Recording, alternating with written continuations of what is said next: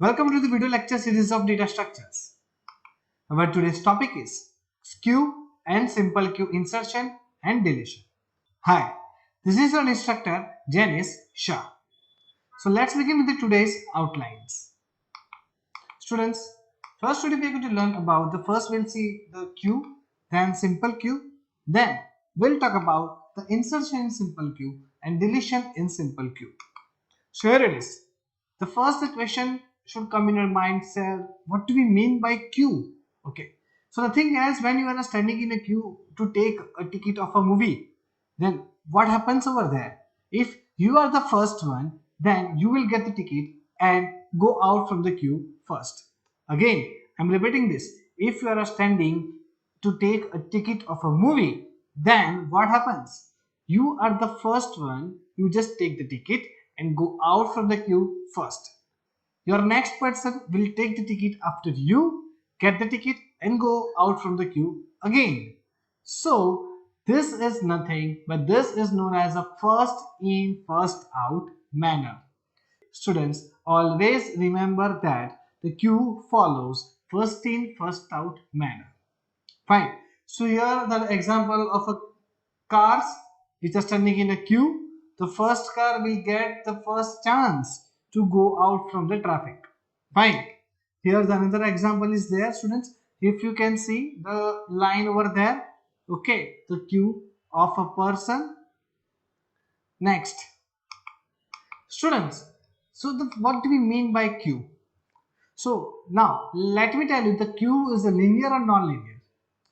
Queue is a linear data structure, fine, in which the insertion and deletion occurs at two different ends. Okay, so do not forget to remember that the queue is a linear data structure in which the insertion and deletion both happens at two different ends. Students, the end from which we are going to insert an element, that end is known as rear, and the end from which we are going to delete an element from queue, that is known as front. So remember, the rear is used to insertion an element and the front is used to delete an element from queue. Okay. So here it is. The insertion and deletion occurs in first out manner.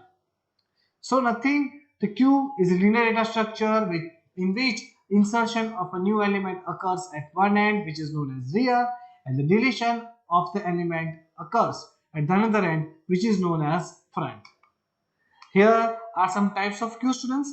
Number 1 is a simple queue, number 2 is a circular queue, and number 3 is a priority queue.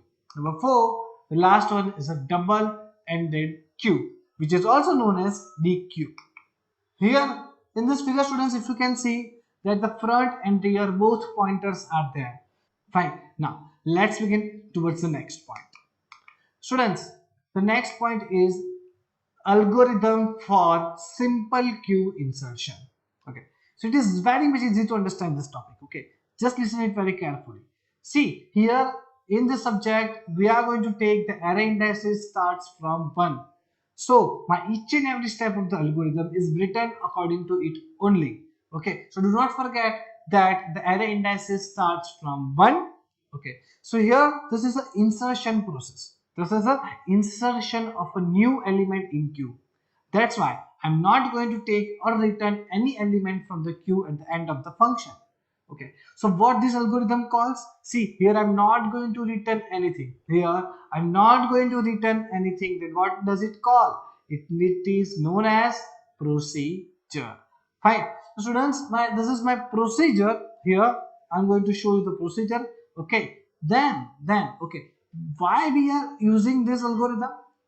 We are using this algorithm to insert an element in queue. Fine. So the name of the procedure should be meaningful. That's why here I'm going to give a name is queue insert.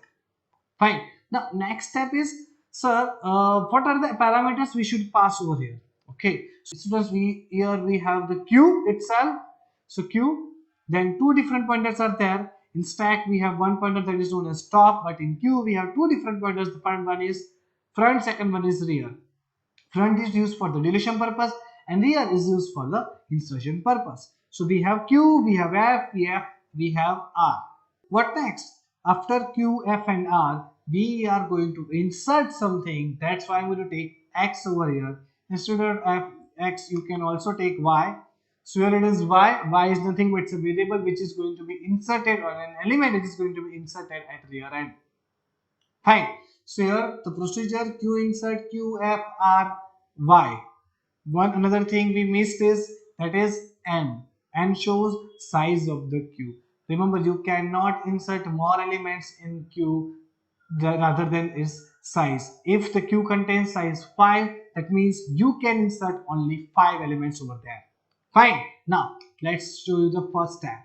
Students, if you remember the stack, okay, the push operation of the stack, what is the first step over there? That at the time we need to compare our top pointer to n, that whether my top is greater than or equal to n or not. Correct? But here what happens? Here students, in queue we have rear pointer. Why? Because in stack we are going to do insert or deletion, any operation at the only one end, that is known as top of the stack. But here we are going to perform the insertion operation with the end rear and the deletion operation with the end front. So we have the separate pointers for each and every operation. So what I am going to do is I am going to first compare the position of the rear with the size of the queue. That becomes my first step. So here it is. If r is greater than or equal to n, then you just need to write the queue is overflow.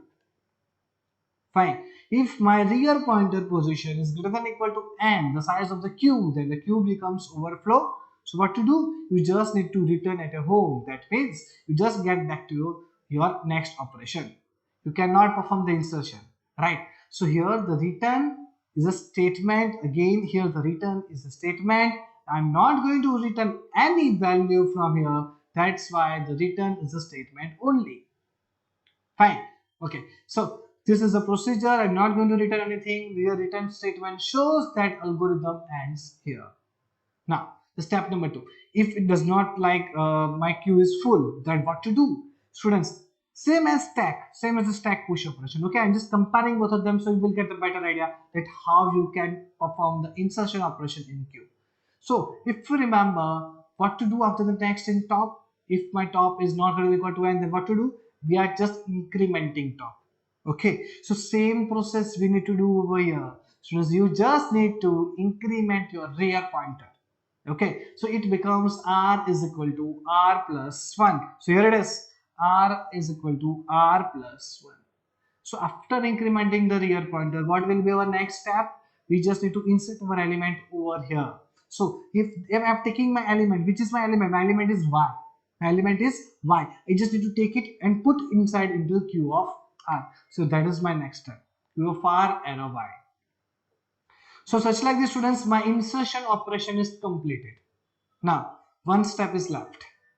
That is set front pointer. Why? Why to set the front pointer is very much necessary. Let me give you the brief idea about it. See, just imagine a situation that your queue is empty. Your queue is empty.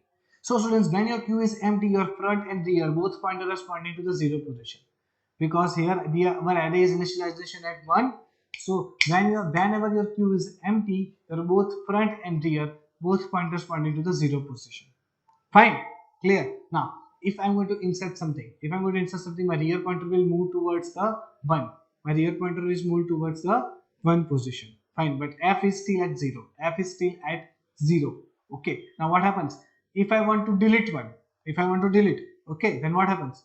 In the deletion operation, we need to move your front pointer. We need to move our front pointer, but right now my front pointer is at 0 only. Is there any element at the front pointer? Yes or no? No. Okay. So what happens? My front pointer does not contain any element. Then how it can return the deleted value? That's why during the insertion of the first element, students, you need to check out that whether my front is at 0 or not. If is that so, then we just need to move my front pointer from 0 to 1. So now what happens after insertion of the first element? My front and rear both are pointing at the first position of the array. Fine. That's why what we are going to do is just set the front pointer. And the syntax for it, if f is equal to 0, then just write f arrow 1. Fine. Here our first algorithm is completed. That is simple queue insertion. What we did, we just did first compare the real value to n and then check out my first queue is overflow or not. How we can check it out? That if the real pointer position is greater than or equal to n, then my queue is overflow. If it's not overflow, then what to do? We just need to increment our real pointer, right?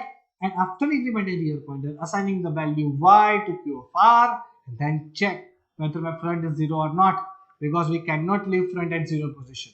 Fine, because it's the initial position when the queue is emptied. But now my queue has one value, so we should move our front pointer from 0 to 1. Fine. So this is your first algorithm about simple queue insertion. Now let's check out its example. So students, here if you can see, my queue is empty. That's why this is my queue. Okay. 5 size is there. That's why my array index starts from 1 to 5. And the front and rear both pointers are pointing at the 0 position. Fine. Now what to do next? See, if I want to insert 10, then what happens? The rear will take the place of the first position and f is also come back with the first and then insert it over there. Okay. If you check the algorithm, first the condition will check the whether rear is pointed to n or not. Is that so? No. So what to do? Just increment the rear. Now rear will be incremented from 0 to 1. It will be incremented from 0 to 1. Now assign the value. 10 will be inserted over there. Q of 1 is equal to 10. Q of 1 is equal to 10. Now the next, what happens? So suppose this is rear. Okay, this is rear, this is my 10. Now what happens next? This is my front pointer is at 0 also. So what happens? We need to check the condition for the front pointer. If f is equal to 0, then we need to move f to 1. Fine. So this is how you can insert the data. Okay. So let's move to the next step. If I want to insert 20, then what happens? Again, I need to check the condition. Right now my my front pointer and rear pointer both are at 1. So what to do? We just need to increment the rear. Rear will take the place of 2 and then 20 will be inserted over there. Same process will be done again and again. So this is my 30 after insertion 30. This is the figure after insertion of 40. And the last one after insertion of 50. Now, right now my rear pointer is at 50. So the value of the rear is 5. Value of the rear is 5. So if I am going to check that whether my rear is greater than or equal to n, the condition becomes true. So after that, if I can try to insert, okay, does the queue allow me to insert any element? No. So it shows the queue is full. Fine. So this is how you can perform the insertion operation in simple queue. Now let's talk about the deletion operation in queue. Students, the deletion operation is queue. That means here we are going to delete something. So as we have deleted or performed the pop operation in stack, same like the students here, what we need to check that whether my queue is underflow or not. Because if I'm going to delete something from the queue and there is no element in the queue, that situation is known as underflow. Okay, so just imagine if this is my queue. Right now my front and rear both pointers pointing at 0. That means my queue is empty. Because always remember that if your queue is empty, then your front and rear both pointers are pointing at 0 position. Fine. So what we are going to do over here? Here my array index starts from the 1. That's why if my front and rear both pointing to the 0 position, then it is known as empty queue. So what to do? You just first need to write down whether it is function or procedure. So obviously it's a deletion operation. We are going to return a deleted element from this algorithm. That's why it's a function q delete. Okay, name must be meaningful. Do not forget this. Name must be meaningful. So function q delete. The parameters are f, q, and r. Here I did not need any type of n or y. So this is my first condition. If my f pointer is pointing at 0, ff is equal to 0, then obviously the queue is emptied and return 0. Write underflow and return 0. Students, why am I taking only f?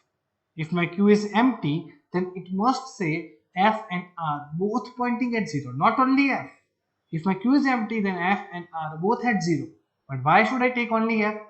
Students, as we know that the f shows the front and front shows the deletion operation. So for the conveniency, I am going to take only f over here. If you write if r is equal to 0, then q is empty, you are correct. If you write f is equal to 0, the q is empty, you are also correct. You can write both of any one of them. But for our conveniency, for the better understanding purpose of the front and rear pointers, what we are going to consider is the front used for the deletion. That's why I'm taking front over here. Okay. Now, what happens? If f is equal to 0, then just write underflow. Now, the next step is if it's not like that, then what to do? See, if it's not like that, then first you need to delete an element. That means you just need to assign the q of f element to y. Here y is just a variable. I'm just taking the y variable to assign the value to take a value of q of y. Fine. So here I'm just assigning the q of f value to y. Okay. And then let me show something. See, if this is my q and if my only one element is there, just imagine a situation that only one element is there, student. Then what happens? Q, this is my q, then f and rear both pointer pointing at the same position. If there is only one element is there, then both f and r are pointing at the same position in the q. If this is 30 over there, f and r both pointing at the same position. Okay. Now, if I want to remove 30, delete 30, then what happens? 30 will go from here. 30 will go from here, then my q becomes empty. Then my q becomes empty. When f and r both at the same position. So during the deletion operation, if your front and rear both pointers pointing at the same position, then that means the queue is empty. So what to do? You just need to move your front and rear from any position to 0 only. So the first you need to check whether my front and rear at the same position or not. That step is known as if my f is equal to r, then move f and r to 0. Again, repeating this, if my f is equal to r, then move f and r to 0, because it only happens when the q is empty, and when the q is empty, my front and r both pointed to the 0. If it's not like that, then we just need to increment our front pointer. It's not like a top that you need to remove or decrement the top pointer. Here you just need to increment the front pointer to the next position. We'll understand this step better way in our example. Okay, so that's it. Last, you just need to return your y. Here we are returning something, that's why it's a function q delete. Okay, the previous one we are not going to return anything, that's why it's a procedure. Now, let me show you the example, how it works. So here students, the first queue is, students 10, 20, 30, 40, the 4 elements are there. What I have inserted, I have inserted the 40 over here. So always remember, in a queue, whatever you inserted last, at that time, QR pointer is pointing over there. Whatever you inserted first, on that position, the front pointer is pointing over there. So here my front pointer is at 10, then I have inserted 20, then 30, then 40. That's why my rear pointer is at 40. Fine.